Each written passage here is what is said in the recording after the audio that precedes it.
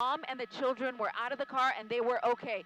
So we really don't know what the circumstances were at the start of all this, but thankfully they're fine. They're not in the car. That is a complete opposite from a pursuit that we covered a couple weeks ago, which was very similar circumstances. Carjacking suspect with three young children in the car. That ended in a terrible crash. Thankfully, though, today's situation, even though it may have started under somewhat similar circumstances, we know that at this point the suspect is in this vehicle all by himself.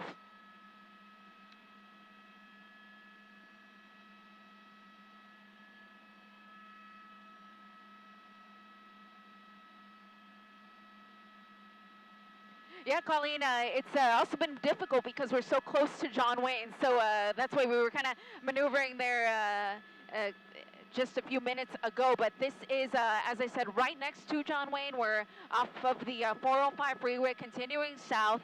So the Irvine area is where we're going to end up here in just a moment at the speeds that he's traveling at. But again, these are slow speeds compared to what we saw earlier. Triple digits at one point and driving the wrong way on the freeway. At this point, the CHP really hasn't been able to do any pursuit intervention tactics that we would normally talk about, like spike strips or pit maneuvers, because he's simply going just way too fast, and there really hasn't been any rhyme or reason to his driving.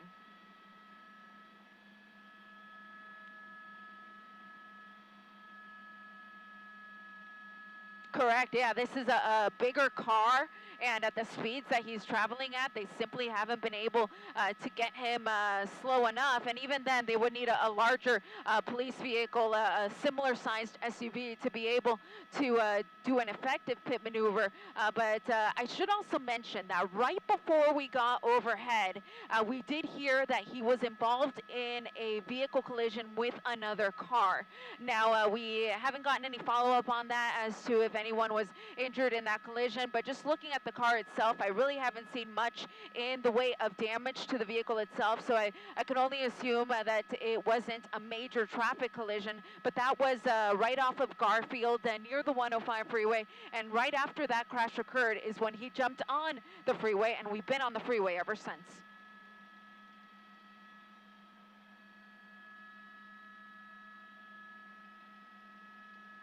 Yeah, let me widen out, Colleen. We've got that one unit, and that's all we've got. One CHP unit, and I should add that when the Sheriff's Department first asked the CHP to take over, they were somewhat delayed because they didn't have any units available.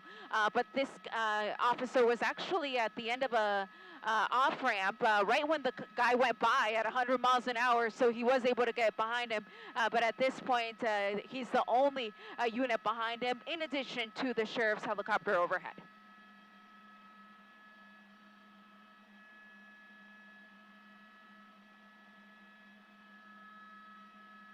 Yeah, they said. Yeah, they had said there were none available.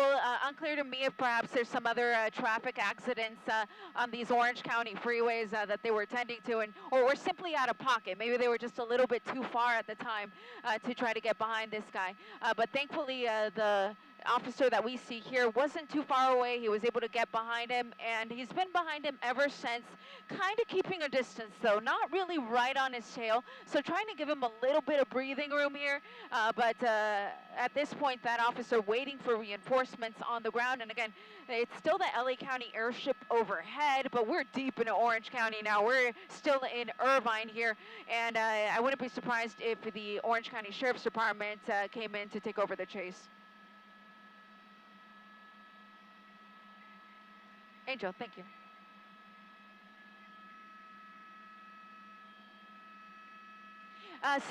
Colleen, in terms of traffic, relatively light, headed southbound here on the 405. Here's another CHP unit, coming in to join the pursuit. And we were just talking about which helicopter would come and take over the chase. It's actually going to be Angel. That's the helicopter out of Anaheim that is going to be coming over the pursuit here now that we're so far into Orange County.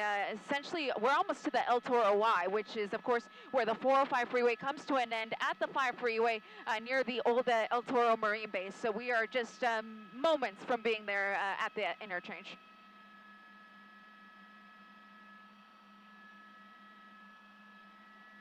He has already passed the 73 there.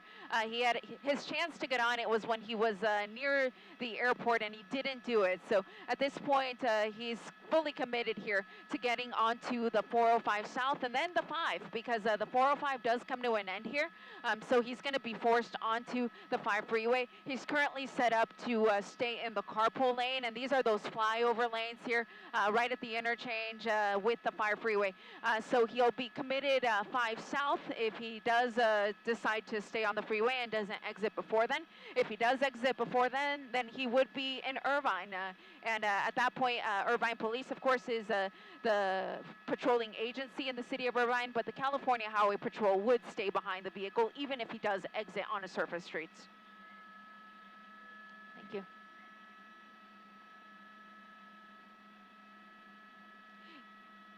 Yeah, so we're talking about exits like Alton and Baker and Lake Forest Drive, eventually El Toro Road.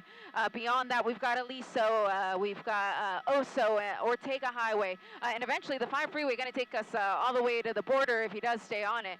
But at this point, unknown what the circumstances of the car are. Does he even have the fuel for a drive that far? We don't know if he stole this from a gas station while the rightful owner was trying to put gas in the vehicle and didn't have the opportunity, or what the circumstances may have been. So at this point, unknown how far this vehicle is going to be able to travel, but we're fully committed here to transitioning here onto the 5 freeway from the 405.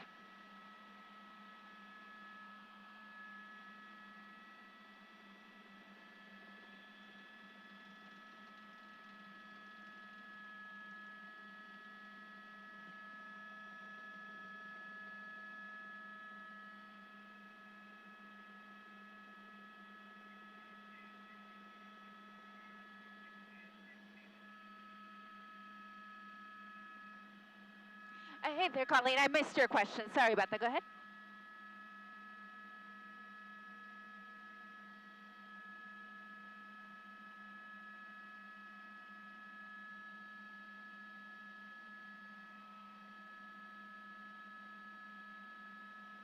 That is correct, Colleen. And I'm also noticing, look at that front tire on the driver's side front tire. Looks a little low to me.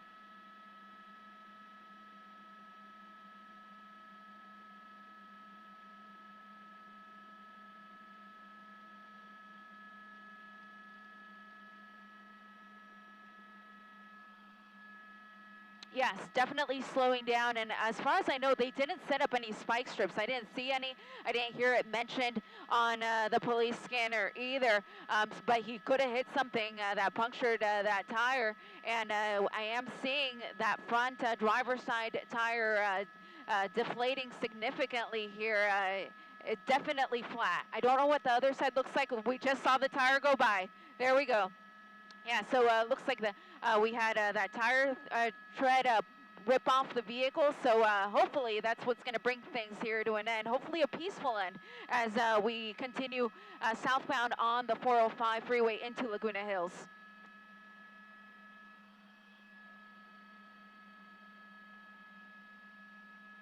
It really is, because he's still pretty much freeway speeds, even though he's essentially lost that tire.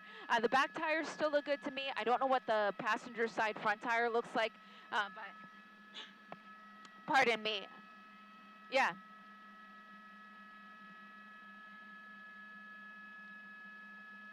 Yeah, no sparks yet as we approach El Toro Road. It does look like he's perhaps setting up to exit El Toro Road, and this is going to put him toward the mall area. And El Toro Road, always a very busy street here through the area, lots of businesses and homes as well.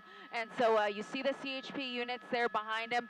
I could only assume that they're thinking that this guy's going to have to pull over. He's already lost this tire. Here's a pit.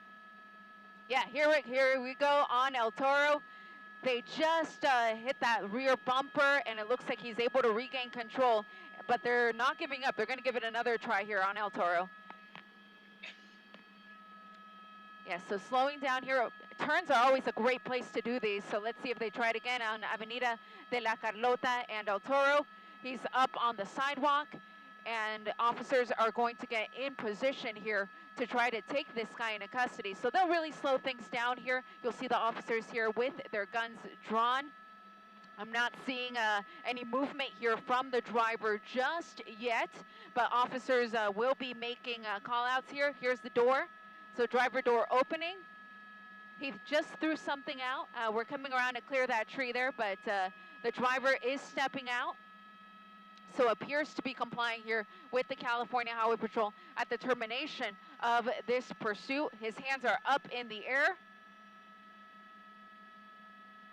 And it looks like he is walking back toward the officers now. So again, they'll really slow things down and give him directions as to what they need him to do. They're just trying to get him away from the vehicle. They'll take him into custody and eventually will approach the car, which is apparently what's going to happen right now. You see those officers there coming up to the car. They need to clear it to make sure that nobody else is inside. It'll take them a second to do that. And again, the driver now in custody. Wanted carjacking suspect all the way from Compton has terminated here on El Toro Road in the city of Lake Forest.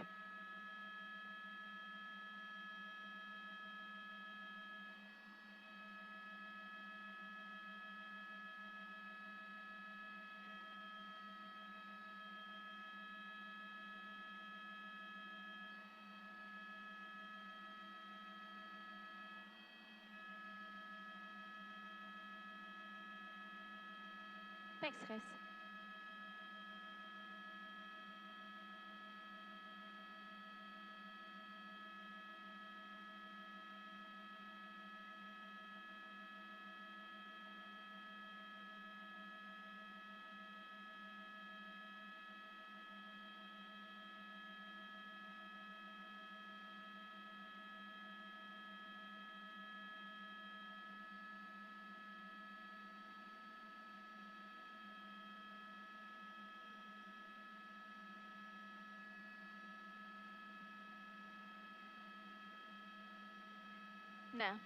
No. Do we have fuel to make it back to Whiteman, or do we have to go to Long Beach? Yeah?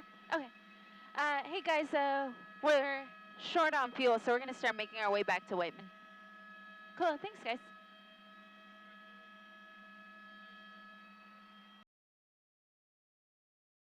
Following, Bill?